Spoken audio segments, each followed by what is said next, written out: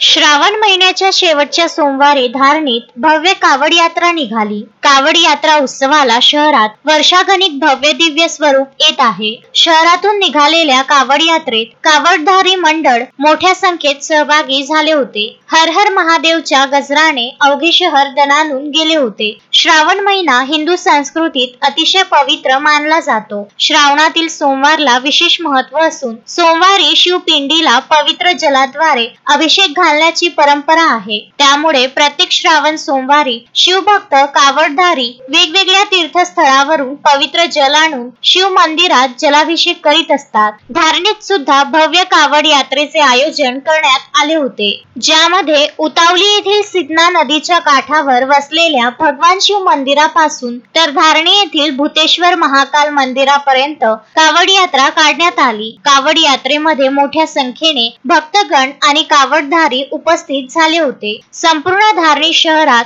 हर हर महादेव आणि जय महाकालच्या गगनभेदी जयघोषाने संपूर्ण धारणी नगरी दणाणून गेली होती। कावड यात्रेमध्ये भारतीय जनता पार्टीच्या मेळघाट विधानसभा प्रमुख महिला ज्योती सोळंके यांनी आपला सहभाग नोंदवून कावडधारींना प्रेरणा दिली। कावड यात्रेदरम्यान धारणी शहरातील संपूर्ण वातावरण भक्तिमय झाले होते। हे विशेष